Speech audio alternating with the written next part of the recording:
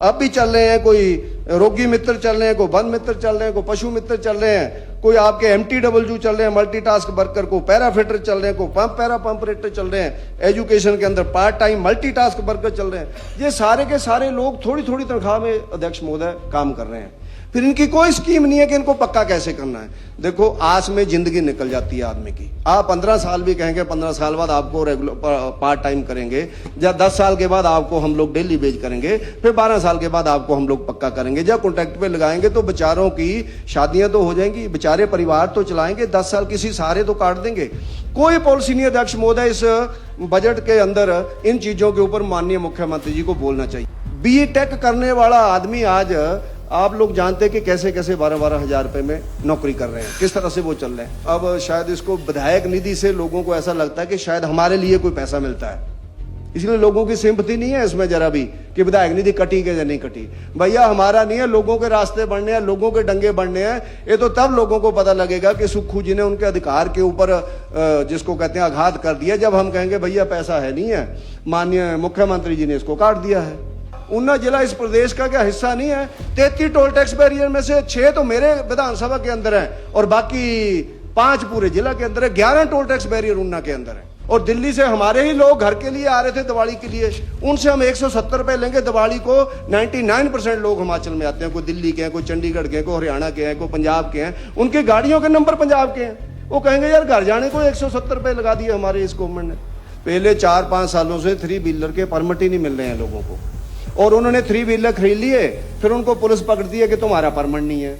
अब गवर्नमेंट ने परमिट बंद किए हुए हैं। उस समय कहा गया कि जी एक चीफ सेक्रेटरी नाराज हो गए थे, 3 व्हीलर से उन्होंने बंद कर दिया। भैया, चीफ सेक्रेटरी को 3 व्हीलर की जरूरत है? कारें खरीदना बंद कर दो ना हिमाचल के अंदर। तो में हिम्मत है तो बड़े लोगों की गाड़ियां बंद करो, गरीब आदमी की 3 व्हीलर क्यों आप लोग बंद कर रहे हैं? और जो पंप ऑपरेटर है उसको 15 रुपए की दराटी दे दो कि तू घास भी काटता रहे मोटर चलाने के बाद। एक बटन दबाना, फिर मोटर तो चलती रहती है। पंप ऑपरेटर का क्या काम है? वो घास नहीं काट सकता। 99 हजार रुपए का घास काटने का टेंडर। जो थोड़ा टपोरी टाइप ठेकेदार हैं, जिनको काम नहीं आता है, वो यही ठेके लेते हैं, उनको 4 करोड़ रुपए के टेंडर दे दिए। अब इनके ऊपर चर्चा होनी चाहिए। जहां पर मैंने कहा भैया, मिलिट्री के आदमी ने 3:30 बजे रेड की, 4,47,000 5,47,000 रुपया पकड़ा, क्या किसी के ऊपर कोई कार्रवाई हुई? 14 के 14 लोग भाई साहब पंजाब के पकड़े गए। क्या वो सिर्फ लॉटरी खेलने फ्लोर से, जलंधर से, रोपड़ से, आनंदपुर साहब से आए थे? आती बार पता नहीं चिट्टा लेके आए, आती बार पता नहीं पुक्की लेकर के आए, आती बार पता नहीं कोई और धंधे करके गए, जाती बार आनंद ले रहे थे कि जुआ खेल रहे थे वहां पर। लॉटरी में जुआ, लेकिन उसके ऊपर कार्रवाई नहीं हुई, पुलिस के ऊपर कार्रवाई हुई। एक डिप्टी स्पीकर साहब की पोस्ट जहां खाली है, एक मंत्री साहब की पोस्ट जहां खाली है, माननीय सुंदर सिंह ठाकुर जी का नाम भी सुक्खू जी ने फाइनल कर दिया। और इनको जयराम ठाकुर जी का धन्यवाद करना चाहिए, जिन्होंने कहा था कि कभी नहीं बनेंगे। देखो, इनके कहने पे सुक्खू जी ने आपका नाम फाइनल कर दिया। और आप बाद में हमें पता लगा शैतानी क्या थी, आप रिश्तेदार हैं दोनों, ऐसा हमें जानकारी मिली है। हमारे विपक्ष के नेता माननीय जयराम जी ने बताया कि हमारी भतीजी इनके परिवार के अंदर है। OPS का कई बार आप लोग जबरदस्ती हम लोगों के ऊपर थोपते हैं कि हमने उसको बंद किया। देखो, कांग्रेस के ही राज्य में OPS बंद हुआ था, कांग्रेस ने ही OPS वापस दे दिया 15-20 सालों के बाद। तो इसमें ना कोई क्रेडिट है ना कोई डिस्क्रेडिट है। आपने बंद किया था, हमने तो किया नहीं। आपकी स्कीम अगर उस समय गलत थी तो कांग्रेस के माननीय विधायकों को अपने चीफ मिनिस्टर के विरोध में जहां विद्रोह करना चाहिए था, तो उस समय आप लोग चुप रहे। अब माननीय सुक्खू जी ने इसको लागू किया, तो उस समय भी ठीक है, लागू हो गई, अच्छी बात है, लेकिन हमने उसमें कोई अपोज किया, मुझे लगता नहीं। ऐसे बार बार हम लोग कई चीजें एक दूसरे पे थोपने की जरूरत महसूस करते हैं।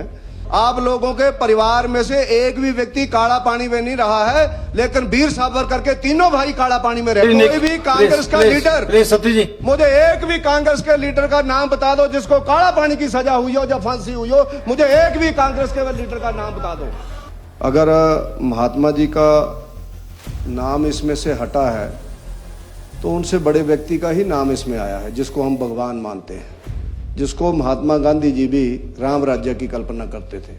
तो इसलिए अनादर का विषय कोई नहीं है, पूछते भी थे। और दूसरा, हाँ, पूछते भी थे। और उन्होंने अंतिम समय पर भी जैसा कहा गया, जो लिखा गया है कि जब उनको गोली लगी तो उन्होंने उस समय भी हे राम कहा था। तो इसलिए किसी का अनादर करने का विषय नहीं है।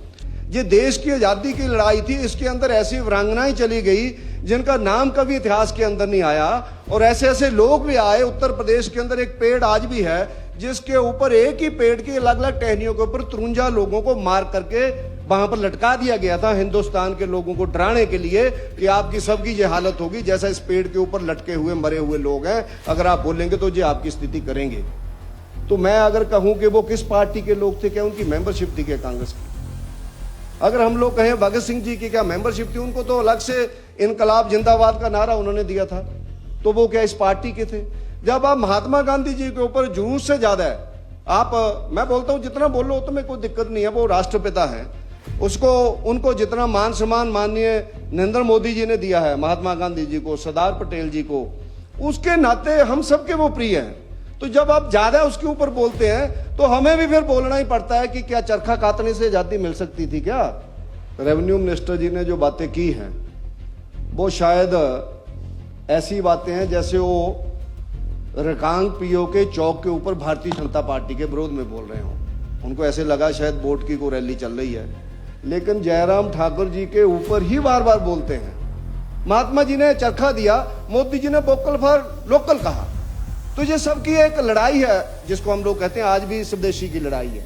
तो मेरा दोनों हाथ जोड़ के आपसे निवेदन रहेगा कि अगर आप अलग अलग विचारधाराओं के लोगों को कहेंगे कि आपका आजादी के अंदर कोई रोल नहीं रहा है, तो मुझे लगता है वो शायद अच्छा नहीं होगा, वो उन लोगों के साथ न्याय नहीं होगा। 5 एकड़ जमीन खरड़ मोहाली के बीच में 1,30,00,000 की मिल गई। मैं तो कहता हूं सुक्खू जी से निवेदन करता हूं उस अधिकारी जी से बात करें, मैं नाम बता दूंगा, उसको डबल पैसे देकर के एक बड़ा हिमाचल भवन बना दो वहां पर 5 एकड़ में, क्योंकि हमें कई बार कमरे नहीं मिलते हैं चंडीगढ़ में, ना हमें जगह मिलेगी इतना भवन बनाने के लिए। उसको कहो तेरे को डबल दे रहे हैं अगर तेने इतने में ली है। उसमें कितना बड़ा घपला होगा, 5 एकड़ जमीन 1.25 करोड़ रुपए की। और छोटे मोटे अधिकारी नहीं है, छोटे मोटे अधिकारी नहीं है वो। जो माननीय मुख्यमंत्री जी ने बजट पेश किया था उसके ऊपर बोलने के लिए आपने मुझे समय दिया, उसके लिए मैं आपका धन्यवाद करता हूं। अध्यक्ष महोदय, बहुत से माननीय सदस्यों ने बजट के ऊपर अपना विषय रखा, अपनी विचार रखा कि बजट की क्या खामियां हैं, और सत्ता पक्ष के अनेकों लोगों ने, अनेकों माननीय सदस्यों ने, माननीय मंत्रियों ने उसमें विचार रखा कि बजट के अंदर क्या विशेषताएं हैं। मेरा ऐसा मानना है कि जिस समय आदमी बजट के ऊपर बोलता है, और वो भी प्रदेश के माननीय रेवेन्यू मिनिस्टर हों, ट्राइबल मिनिस्टर हों, और वो बातचीत कहीं 50-100 साल पुराने से शुरू करें और बजट की बुक के ऊपर बातचीत शुरू ना करते हुए करें, तो मुझे ऐसे लगता है कि बजट के अंदर जो उन्होंने पढ़ा वो शायद बोलने लायक नहीं था, इसलिए वो वहाँ इतिहास के अंदर चले गए, देश की आज़ादी के अंदर चले गए। राष्ट्रपिता महात्मा गांधी जी वो हमारे देश के राष्ट्रपिता, इसमें किसी को मानने में कोई गुरेज नहीं है। हर चरित्र की, हर व्यक्ति की, चरित्र नहीं मैं कहूँगा, हर व्यक्ति की अलग अलग विशेषताएं होती हैं, हर आदमी के अलग अलग माइनस पॉइंट्स भी होते हैं। लेकिन माननीय रेवेन्यू मिनिस्टर जी ने जो बातें की हैं वो शायद ऐसी बातें हैं जैसे वो रकांग पीओ के चौक के ऊपर भारतीय जनता पार्टी के विरोध में बोल रहे हों। उनको ऐसे लगा शायद वोट की कोई रैली चल रही है, क्योंकि उनको तो पढ़े लिखे आदमी हैं, वकील हैं और बहुत ही सीनियर लीडर हैं, और मुझे बार बार हैरानी होती है विपक्ष के नेता माननीय जयराम ठाकुर जी उनके बिल्कुल पड़ोसी हैं। अब इन्होंने थोड़े से रिलेशन ठीक भी किए थे, बुक्का लेकर के गए थे और हमें लगा कि अच्छा हुआ, बहुत बढ़िया हुआ, लेकिन जयराम ठाकुर जी के ऊपर ही बार बार बोलते हैं, बार बार। तो मुझे नहीं लगता कि एक मंत्री को तो तथ्य आधारित बातचीत करनी चाहिए। लगभग 100 कितने पेज का जे माननीय सुखविंदर सिंह सुक्खू जी ने 136 पेज का जे हिंदी वाला वर्षन है, जो इंग्लिश वाला छोटा है, तो उसके ऊपर बहुत सी बातें बोलने की हो सकती हैं।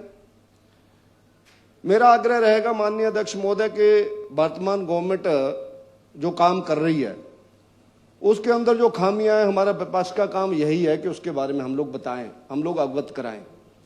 इसीलिए विपक्ष को मजबूत होना चाहिए, ऐसा कहा भी जाता है, जो लोकतंत्र प्रिय लोग हैं, जो लोकतंत्र को मानते हैं। माननीय नेगी जी ने विषय रखा आज़ादी का। अब मैं भी वहीं से शुरू करूंगा। मेरा इरादा था 10-15 मिनट बोल के निकल जाऊँ, अभी भी इतने बोलूंगा, ज़्यादा नहीं बोलूंगा। मेरा नेगी जी दोनों हाथ जोड़ करके आपसे निवेदन है, इसमें कोई दो राय नहीं है, महात्मा गांधी जी ने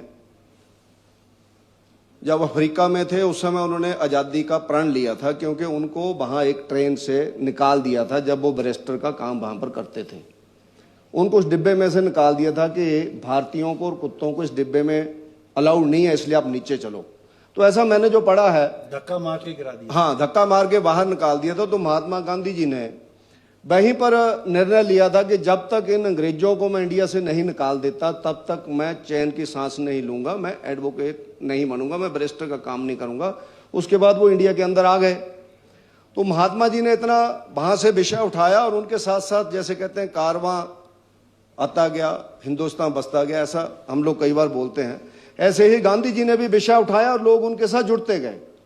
उसमें सभी दलों के लोग थे जो आज अलग अलग दल हैं, जो आज, उस समय दल नहीं थे क्योंकि देश इकट्ठा था और हम लोग गुलाम थे, तो राजनीतिक दल बनाने की जरूरत ही नहीं थी, क्योंकि चुनाव का, वोट का हम लोगों को अधिकार ही नहीं था, राजा बाहर से चुन करके आ जाता था। तो गर्म दल के लोगों ने, जो आज के वामपंथी होंगे, उन लोगों ने, जिसको आप लोग हमारी विचारधारा को बोलते हैं, जिसको आप दक्षिणपंथी बोल सकते हैं, जिसको आप लोग आरएसएस बोल सकते हैं या राष्ट्रभक्त बोल सकते हैं, जो भी आपको अच्छा लगे, जैसा भी आपको अच्छा लगे। तो उसी तरह से उसमें कांग्रेस के लोग भी थे। कांग्रेस उसका नाम था, जो राजनीतिक दल लड़ाई लड़ रहा, राजनीतिक दल नहीं, एक जिसको कहते हैं कि एक समूह कांग्रेस के नाम से लड़ाई लड़ रहा था। उसके आजादी की लड़ाई लड़ी सरदार भगत सिंह जी ने भी उसी में कुर्बानी दी।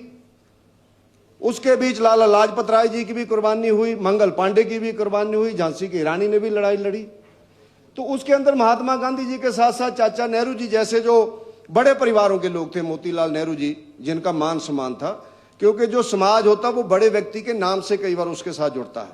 ये बड़े परिवारों के लोग थे, पढ़े लिखे लोग थे। इन्होंने भी उसके अंदर अपने कैरियर की तिलांजलि देकर के लड़ाई लड़नी शुरू की। लड़ाई लड़ते लड़ते इस देश को आज़ादी मिली, उसके अंदर बहुत से लोगों की कुर्बानी हुई।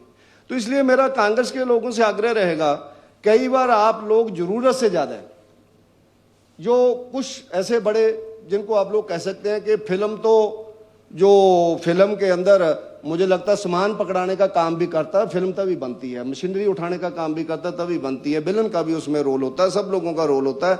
बाद में जो वाहवाही मिलती है वो तो हीरो को ही मिलती है, हीरो का ही नाम जानते हैं हम लोग, लेकिन बाकी लोगों का कितना कंट्रीब्यूशन उस पूरी फिल्म के अंदर होता है। ये देश की आजादी की लड़ाई थी, इसके अंदर ऐसी वीरांगनाएं चली गई जिनका नाम कभी इतिहास के अंदर नहीं आया, और ऐसे ऐसे लोग भी आए। उत्तर प्रदेश के अंदर एक पेड़ आज भी है जिसके ऊपर, एक ही पेड़ की अलग अलग टहनियों के ऊपर 53 लोगों को मार करके वहां पर लटका दिया गया था, हिंदुस्तान के लोगों को डराने के लिए कि आपकी सबकी ये हालत होगी जैसा इस पेड़ के ऊपर लटके हुए मरे हुए लोग हैं, अगर आप बोलेंगे तो ये आपकी स्थिति करेंगे। तो मैं अगर कहूं कि वो किस पार्टी के लोग थे, क्या उनकी मेंबरशिप थी क्या कांग्रेस की?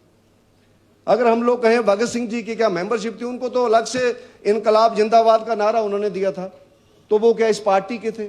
जब आप महात्मा गांधी जी के ऊपर जरूरत से ज्यादा है, आप, मैं बोलता हूं जितना बोलो तो में कोई दिक्कत नहीं है, वो राष्ट्रपिता है, उसको, उनको जितना मान सम्मान माननीय नरेंद्र मोदी जी ने दिया है महात्मा गांधी जी को, सरदार पटेल जी को, उसके नाते हम सबके वो प्रिय हैं। तो जब आप ज्यादा उसके ऊपर बोलते हैं तो हमें भी फिर बोलना ही पड़ता है कि क्या चरखा काटने से आजादी मिल सकती थी क्या? चरखा काटते रहो, सूत तो बड़ी है, बहुत सी महिलाएं काटती थी गांवों के अंदर, वो एक सिंबल था चरखा काटना, वो एक आजादी की लड़ाई का सिंबल था, स्वदेशी का सिंबल था, जिस स्वदेशी के लिए आज भी ये देश के प्रधानमंत्री माननीय नरेंद्र मोदी जी बोलते हैं कि vocal for local. Mahatma ji ने चरखा दिया, मोदी जी ने वोकल फॉर लोकल कहा। तो ये सबकी एक लड़ाई है जिसको हम लोग कहते हैं आज भी स्वदेशी की लड़ाई है। तो मेरा दोनों हाथ जोड़ के आपसे निवेदन रहेगा कि अगर आप अलग अलग विचारधाराओं के लोगों को कहेंगे कि आपका आजादी के अंदर कोई रोल नहीं रहा है, तो मुझे लगता है वो शायद अच्छा नहीं होगा, वो उन लोगों के साथ न्याय नहीं होगा जो हजारों लाखों लोगों की कुर्बानियां। यूनिवर्सिटी फेलो हैं हमारे, इसलिए किसी ने आजादी का विरोध तो वो करते थे जो प्रस्ताव लिख करके अंग्रेजों को कहते थे, आप सुन लेना मेरे से बात, माफी मांगने वाले तीनों आप लोगों के परिवार में से एक भी व्यक्ति काला पानी में नहीं रहा है, लेकिन वीर सावरकर के तीनों भाई काला पानी में रहे। कोई भी कांग्रेस का लीडर, प्लीज सत्ती जी, मुझे एक भी कांग्रेस के लीडर का नाम बता दो जिसको काला पानी की सजा हुई हो, जब फांसी हुई हो। मुझे एक भी कांग्रेस के लीडर का नाम बता दो, बताओ मुझे कांग्रेस के लीडर। चलिए चलिए चलिए, Suresh ji please please take your seat. Leader का नाम सतपाल सिंह, सतपाल सत्ती जी, एक भी रिनाउंड लीडर का नाम मुझे बता दो जिसको कांग्रेस के लीडर को आगे जाओ आगे, और जिसके कांग्रेस के लीडर को काला पानी की सजा। चलिए अब आगे, लीडर का नाम बता दो। अब बोलो सारे सतपाल सिंह सत्ती जी, सत्ती जी बोलो खड़े होकर के 40 के 40। चलिए अब इस पर डिबेट, इस पर होगी तो जवाब लगाना पहले। बातें करने की आदत नहीं है। चलिए सतपाल सिंह सत्ती जी प्लीज, किसी एक आदमी के करने से कुछ चलो नहीं हो गया। होता है। आगे आपका रेफरेंस वो आप लोगों ने, आप लोग। सतपाल सिंह सत्ती जी से। अध्यक्ष महोदय, मैं बजट के ऊपर बातचीत कर रहा था कि जो बजट की चर्चा शुरू हुई है उसमें बहुत सी बातें ऐसी हैं जिस पर हम सब लोगों को ध्यान देने की ज़रूरत है। बीच में कई ऐसे तल्खी के विषय भी आए, जैसा मनरेगा के ऊपर बहुत से माननीय सदस्यों ने जो सत्ता पक्ष के हैं उन्होंने उनका नाम बदलने के ऊपर ऐसा प्रश्न उठाया। तो हम सब लोगों को जो ध्यान में रखना चाहिए कि ये योजना काफ़ी लंबे समय से अलग अलग नामों के नाम से चलती रही। इवन नरेगा के बीच भी बाद में ही महात्मा जी का नाम जोड़ा गया, मनरेगा फिर इसको बनाया गया। उसी तरह से अभी कुछ उस स्कीम के ऊपर बदलाव हुए हैं, तो उन बदलावों में विकसित भारत जी राम जी ऐसा करके विषय बीच में आया।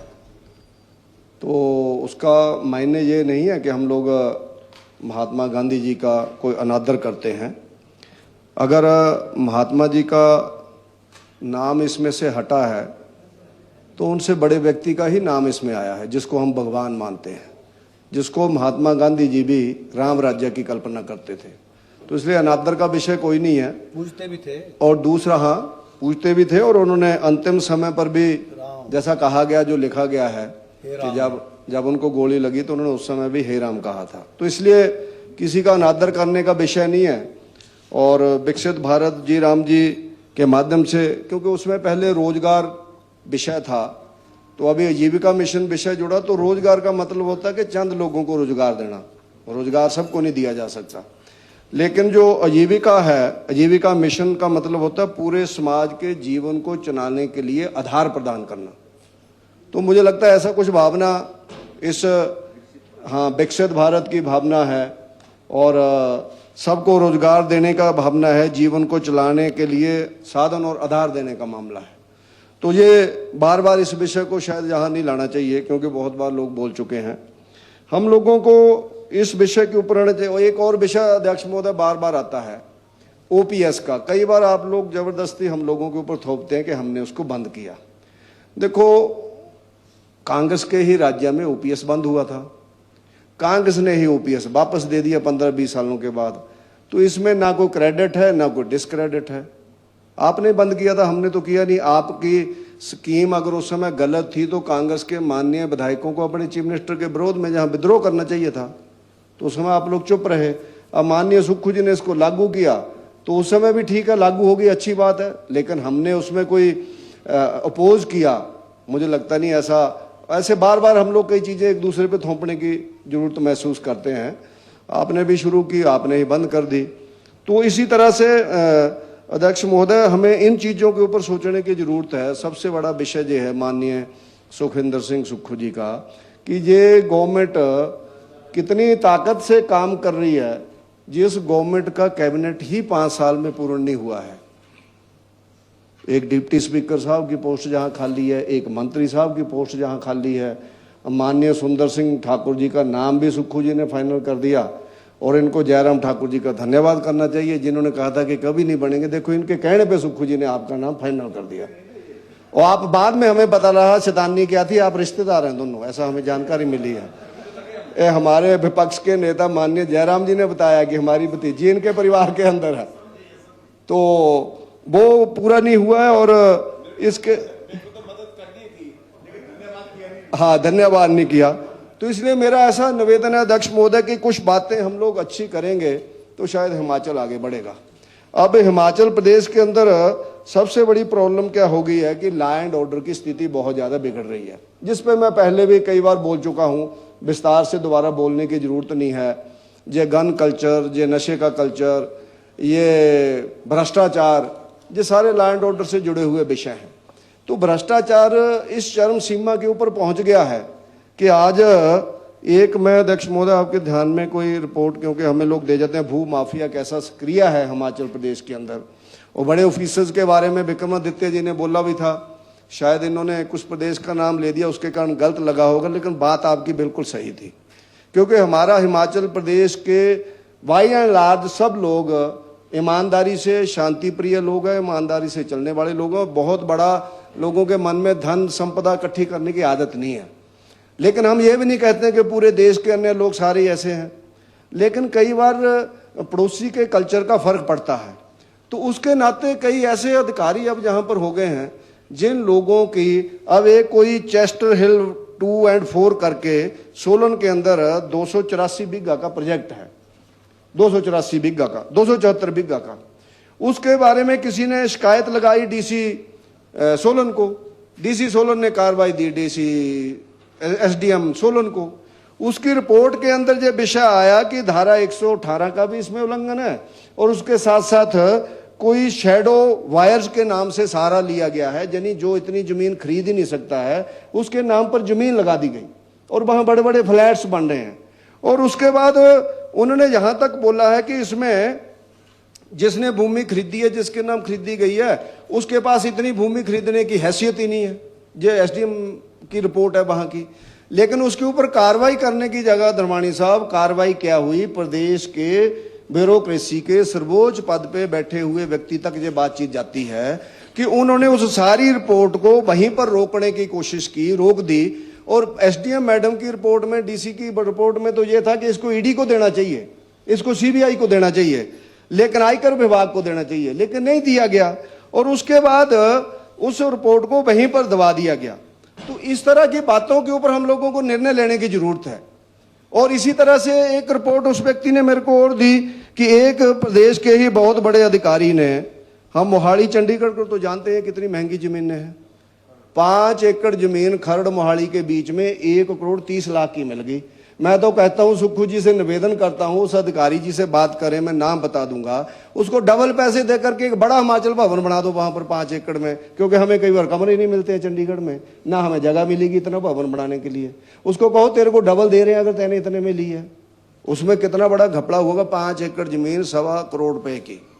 और छोटे मोटे अधिकारी नहीं है, छोटे मोटे अधिकारी नहीं है वो। मेरे से कई बार सच बोल हो जाता है। जब वो चेयरमैन थे बिजली विभाग के, तो बिजली विभाग के खंभों की सप्लाई करने वालों से कमीशन ली गई। मैंने वो सर्वोच्च राजनीतिक पद तक को बात पहुंचाई कि भाई साहब आप लोगों का नाम लेकर के वो पैसे मांग रहे हैं, कि आपने बोला इनको इकट्ठा करने के लिए। उसके बाद भी उनके ऊपर कार्रवाई नहीं हुई। आखिर उस ठेकेदार को पेमेंट पैसे दे करके ही मिली। मैंने आपके राजनीतिक व्यक्तियों से भी बातचीत की, मैंने बड़े अधिकारियों से भी बातचीत की। मैं खुद फोन नहीं उनको किया, लेकिन मैंने बाकियों से फोन कराए, कोई फर्क नहीं अध्यक्ष महोदय वहां पर पड़ा। आप कल्पना करो, ये कल्चर जो विक्रमा जी ने जिसके ऊपर प्रश्नवाचक चिन्ह उठाया है, ये कल्चर हमारे लोगों को, हमारे अधिकारियों को, हमारे लीडर्स को बिगाड़ने का कल्चर है। हम सब लोग बड़े सीमित साधनों में रहने वाले लोग हैं, तो उसके नाते इन बातों के ऊपर हम लोगों को अगर यहाँ ओपनली डिस्कशन नहीं कर सकते, क्योंकि जहां पर आरोप प्रत्यारोप होंगे, कभी अलग से बैठ करके बातचीत कर लेनी चाहिए कि हमको प्रदेश को लेकर के किधर को जाना है। इतनी जमीनें खरीद रहे हैं लोग, इतने वो कर रहे हैं, और भ्रष्टाचार इस चरम सीमा तक पहुंच गया है अध्यक्ष महोदय कि मैंने कल ही प्रश्न लगाया था और परसों प्रश्न लगाया था कि जीएसबी के अंदर, जल शक्ति विभाग और पीडब्ल्यूडी के अंदर, ऊना डिवीजन के अंदर कितने ऑफ द रिकॉर्ड, जिसको हम लोग कहते हैं ना ऑफलाइन टेंडर लगे हैं। तो हिमाचल में कितने लगे होंगे आप कल्पना कर सकते हैं इससे। अगर वहां पर, मैं नहीं कहता सब जगह जहां ईमानदार लीडर बैठे, मुझे लगता है वहां नहीं लगे होंगे इतने ऑफ टाइम, क्योंकि हमारे वहां पर एक ग्रोह रूपी वर्किंग हो रही है राजनीति के अंदर, जिसके कारण गैंगवार भी हुआ, जिसके कारण नालागढ़ में क्रैशर लगाने के लिए महिलाओं को भी पीटा गया, दूसरा क्रैशर भी लगाया गया, 3 किलोमीटर पहाड़ी काट करके रोपड़ को सड़क भी निकाल दी बिना परमिशन से, जो अखबारों ने बोला हुआ, मैं नहीं वहां गया हूं, जो दैनिक भास्कर की न्यूज थी।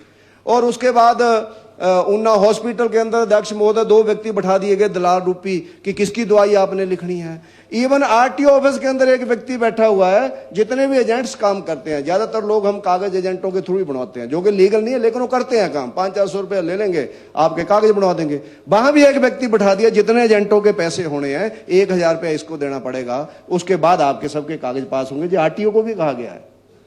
फॉरेस्ट के अंदर भी लोग बैठाए गए हैं। लॉटरी का भी एक हेड है महतपुर के अंदर, 2 बार पकड़ा गया, पूरी पुलिस की बदली होगी उन्ना से। मिलिट्री से आए हुए व्यक्ति की बदली रकांग पीओ को करा दी डीएसपी की उन्ना से। मैंने माननीय मुख्यमंत्री जी को बताया, मैंने कहा भैया मिलिट्री के आदमी ने 3:30 बजे रेड की, 4,47,000 5,47,000 रुपया पकड़ा, क्या किसी के ऊपर कोई कार्रवाई हुई? 14 के 14 लोग भाई साहब पंजाब के पकड़े गए। क्या वो सिर्फ लॉटरी खेलने फ्लोर से, जलंधर से, रोपड़ से, आनंदपुर साहब से आए थे? आती बार पता नहीं चिट्टा लेके आए, आती बार पता नहीं पुक्की लेकर के आए, आती बार पता नहीं कोई और धंधे करके गए, जाती बार आनंद ले रहे थे कि जुआ खेल रहे थे वहां पर। लॉटरी में जुआ, लेकिन उसके ऊपर कार्रवाई नहीं हुई, पुलिस के ऊपर कार्रवाई हुई। तो मैं जो जेएसबी और इसका बता रहा था, ऊना डिवीजन में मुकेश जी जेएसबी के अंदर 3,262 ऑफलाइन टेंडर लगे हैं। 3,262, 99,000 का, 98,000 का, 92,000 का। अब उसकी मैं वीडियो बनवाऊंगा, सारे काम कहां कहां हुए। मैंने आरटीआई में मांगा है। पंप हाउस के अंदर घास काटना है, मैं आपको बता रहा हूं, डिटेल दे दी तभी तो वीडियो बनेगी। अब कहां कहां काम हुआ है। पंप हाउस के अंदर घास काटना, मैं मान लो वहां पंप ऑपरेटर हूं, तो उस घास को काटने के लिए 4 दीवारी के अंदर मैंने एक्शन एससी साहब को कहा, मैंने कहा तुम इसका 50,000 रुपए का घास काटने का टेंडर लगा रहे हो, बरखा पड़ रही है, बारिश के बाद फिर घास हो जाएगा 15 दिन के बाद, 25 दिन के बाद। वो जो पंप ऑपरेटर है उसको 15 रुपए की दराटी दे दो कि तू घास भी काटता रहे मोटर चलाने के बाद। एक बटन दबाना, फिर मोटर तो चलती रहती है। पंप ऑपरेटर का क्या काम है? वो घास नहीं काट सकता। 99,000 रुपए का घास काटने का टेंडर। आप हमारे जिला के मंत्री हैं, डिप्टी चीफ मिनिस्टर हैं, बड़े प्रभावशाली हैं, ऐसा बोला जाता है, माना जाता है, थोड़ा सा ढीले पड़ गए हैं, तो उसके कारण थोड़ा दम दिखाओ ना आप। और पीडब्ल्यूडी के मंत्री विक्रमादित्य जी हैं, जिन्होंने कल कहा कि 0 टॉलरेंस है पीडब्ल्यूडी के अंदर। विक्रमादित्य जी, उन्ना डिवीजन के अंदर 1,134 ऑफलाइन टेंडर लगे हैं। 1,134। आप इनका लगभग 4-5 करोड़ रुपए के ऑफलाइन ही, जो थोड़ा टपोरी टाइप ठेकेदार हैं, जिनको काम नहीं आता है, वो यही ठेके लेते हैं, उनको 4 करोड़ रुपए के टेंडर दे दिए। अब इनके ऊपर चर्चा होनी चाहिए। जहां पर ऐसे नेगी जी इतिहास में जा रहे थे, कहीं और जा रहे थे घूम करके, भैया इसके कारण ही तो आज स्थिति हुई है कि हम लोगों को कर्मचारियों की पेंशन काटनी पड़ गई, एमएलओ की तनख्वाह काटनी पड़ गई, कर्मचारियों को मेडिकल रीइंबर्समेंट बिल्स। अध्यक्ष महोदय, मैं नाम बोल चुका हूं जहां पर 3-3 साल से लोगों को नहीं दिए गए। धर्मपत्नी जी उनकी बीमार है, रिटायर्ड प्रिंसिपल है, माननीय रोह जी को भी मैं लिख करके देने वाला हूं, और कैंसर हुआ पड़ा है, 1-1 महीने का 1.25 लाख रुपए उनका खर्चा आ रहा है। इतनी तो पेंशन नहीं होती है बेचारे रिटायर्ड प्रिंसिपल को। अब उनका 22 लाख के बिल पड़े हुए, हम नहीं दे पा रहे हैं। ये स्थितियां क्यों पैदा हुई हैं पूरे हिमाचल के अंदर, और उनकी पेंशन नहीं मिल पा रही है। सोशल वेलफेयर के अंतर्गत विधवा, अपंग, वृद्ध की जो पेंशन है वो अध्यक्ष महोदय 7-7 महीने नहीं लोगों को मिल रही है। जो ठाकुर साहब ने, जयराम जी ने सारा योजना चलाई थी, मैंने नाम बोले हैं जहां पर 7-7 महीने से उनको पेंशन नहीं मिल रही है। बोरंज के व्यक्ति का मैंने नाम बोला, देला के व्यक्ति का मैंने नाम बोला। आप कल्पना करो, कहते हैं जी हमारी दवाई आती है 1200 की, 1500 की, हमको तो दवाई लेने में दिक्कत हो रही है, घर वाले भी परेशान है। तो इन सब बातों के ऊपर हम लोगों को ध्यान देना चाहिए। और उसके साथ साथ अध्यक्ष महोदय, इस प्रदेश के अंदर पहले भी कई चीजें हुई हैं, जो मेरा एक, जिसको कहते हैं कि एक ऐसा मैं बताना चाहता हूं कि हम ऐसी अपॉइंटमेंट्स ना करें जो कल को हम सब लोगों के लिए परेशान हो, जिसमें बेरोजगार परेशान हो।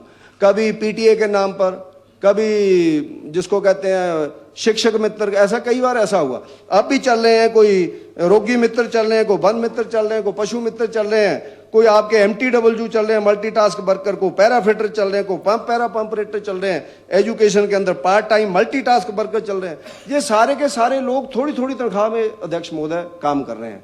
फिर इनकी कोई स्कीम नहीं है कि इनको पक्का कैसे करना है। देखो, आस में जिंदगी निकल जाती है आदमी की। आप 15 साल भी कहेंगे, 15 साल बाद आपको रेगुलर पार्ट टाइम करेंगे, या 10 साल के बाद आपको हम लोग डेली वेज करेंगे, फिर 12 साल के बाद आपको हम लोग पक्का करेंगे, या कॉन्ट्रैक्ट पे लगाएंगे, तो बेचारों की शादियां तो हो जाएंगी, बेचारे परिवार तो चलाएंगे, 10 साल किसी सहारे तो काट देंगे। कोई पॉलिसी नहीं। अध्यक्ष महोदय, इस बजट के अंदर इन चीजों के ऊपर माननीय मुख्यमंत्री जी को बोलना चाहिए, और हम सब लोगों को मिलकर के जो ऐसे टेम्परेरी स्कीम में बंद करनी चाहिए। BTech करने वाला आदमी आज आप लोग जानते हैं कि कैसे कैसे 12-12 हजार रुपए में नौकरी कर रहे हैं, किस तरह से वो चल रहे हैं।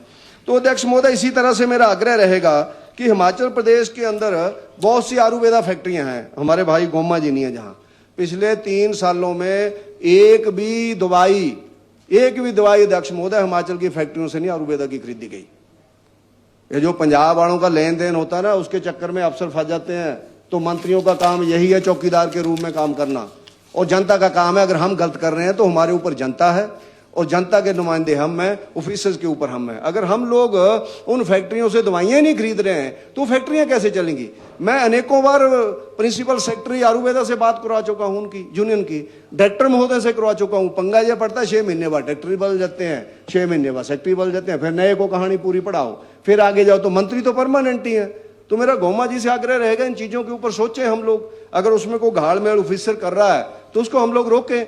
और उसके साथ साथ अध्यक्ष महोदय, हमारी जिसको अब शायद इसको विधायक निधि से लोगों को ऐसा लगता है कि शायद हमारे लिए कोई पैसा मिलता है, इसलिए लोगों की सिंपैथी नहीं है इसमें जरा भी कि विधायक निधि कटी के या नहीं कटी। भैया हमारा नहीं है, लोगों के रास्ते बढ़ने हैं, लोगों के डंगे बढ़ने हैं।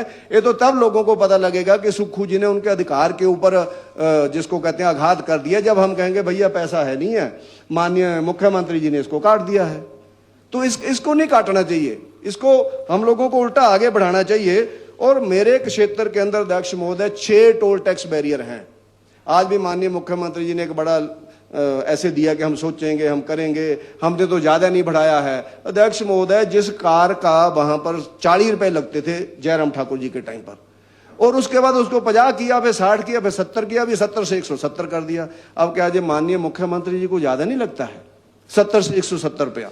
ट्रक वाले हमारे महतपुर के अंदर है, उनका 900 रुपया लगेगा जब वापस आएंगे। टैक्सी वालों को चिंतपूर्णी में जाते हैं लोग, या ज्वाला जी में, या इधर जाते हैं नैना देवी जी जाते हैं, आनंदपुर साहब मत्था टेकने जाते हैं, तो टैक्सी 900 रुपए की होती थी, अब उन्होंने 1200 रुपए की कर दी, क्योंकि 320 रुपए वापस आते लगेगा। तो इस टैक्स के ऊपर जरूर, टोल टैक्स बैरियर के ऊपर हम लोगों को सोचना चाहिए। ये बिल्कुल गलत है। और मैं तो कहता हूं उन्ना जिला इस प्रदेश का क्या हिस्सा नहीं है? 33 टोल टैक्स बैरियर में से 6 तो मेरे विधानसभा के अंदर है, और बाकी 5 पूरे जिला के अंदर है। 11 टोल टैक्स बैरियर उन्ना के अंदर है।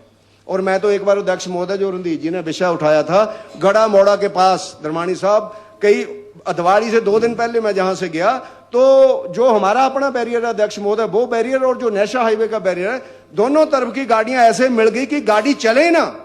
लगभग 40 मिनट में वहां पर रुका, और बाद में पंजाब वाले 2-4 लोग, दिल्ली वाले या और हिमाचल के लोग उतरे, उन्होंने सारे डंडे चक्के और सारी गाड़ियां निकाली। उन्होंने कहा कोई पैसा नहीं देंगे हम लोग तुमको। हम लोग 1 घंटे से जहां रुके हुए हैं, हम लोग घर जा रहे हैं, और दिल्ली से हमारे ही लोग घर के लिए आ रहे थे दिवाली के लिए, उनसे हम 170 रुपए लेंगे। दिवाली को 99% लोग हिमाचल में आते हैं, कोई दिल्ली के हैं, कोई चंडीगढ़ के हैं, कोई हरियाणा के हैं, कोई पंजाब के हैं, उनकी गाड़ियों के नंबर पंजाब के हैं। वो कहेंगे यार घर जाने को 170 रुपए लगा दिए हमारे इस गवर्नमेंट ने।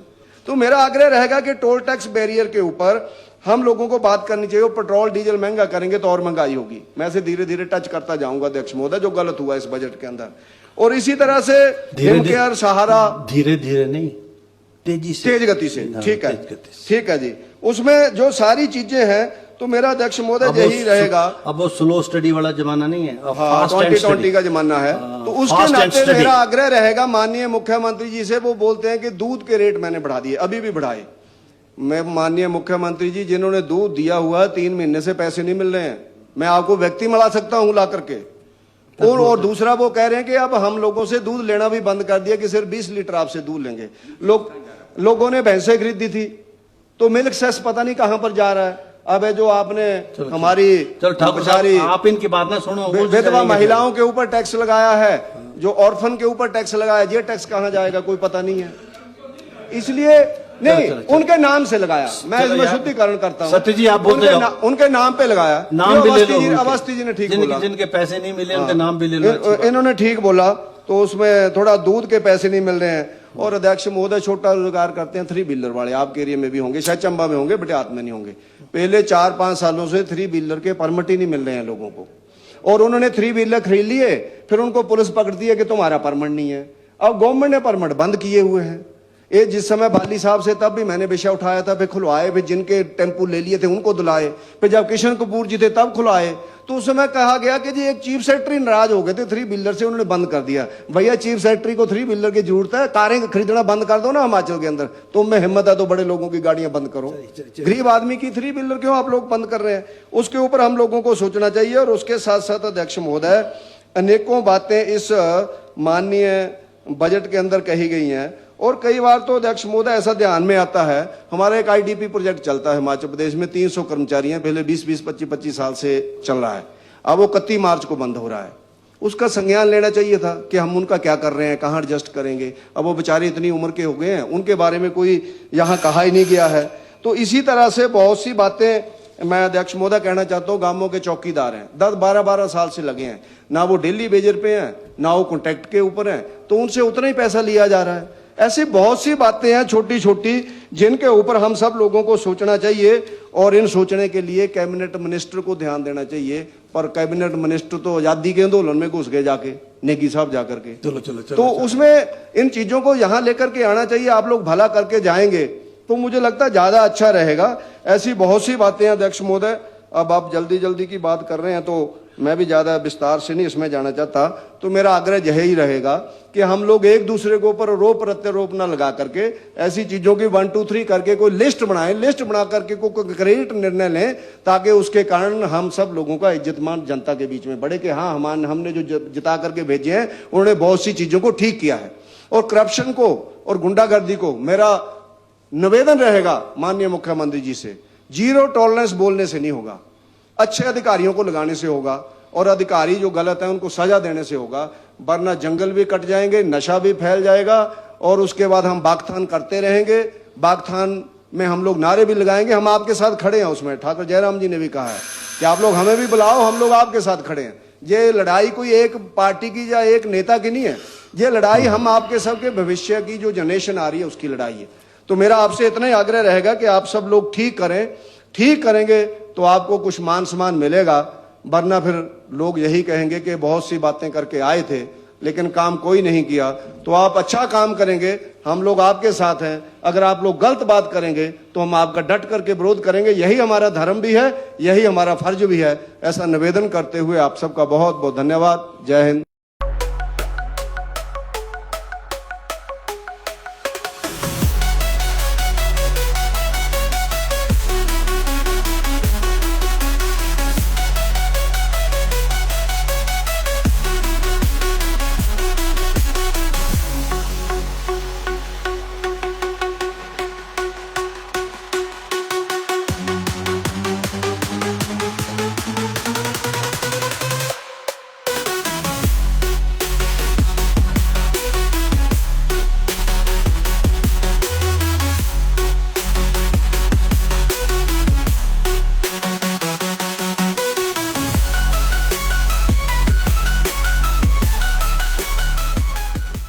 त्योहार की इस सुहानी सीजन में गोयल मोटर्स नेटवर्क की सोलन और शिमला स्थित नेक्सा शोरूम में पाई इंडिया की सबसे पसंदीदा गाड़ियों पर खास ऑफर। इग्निस, बिलेनो, फ्रॉन्स, जिमनी और ग्रैंड विटारा जैसी शानदार गाड़ियों को खरीदने का साल का सबसे बेहतर वक्त। नेक्सा का खास ब्लैक एडिशन उपलब्ध है। सभी तरह की गाड़ियों से एक्सचेंज और अपग्रेड ऑफर भी। तो देर किस बात की, आज ही सोलन या शिमला में गोयल मोटर्स के नेक्सा शोरूम में पधारे और पाएं कार खरीदारी का एक कभी ना भूलने वाला सुखद अनुभव।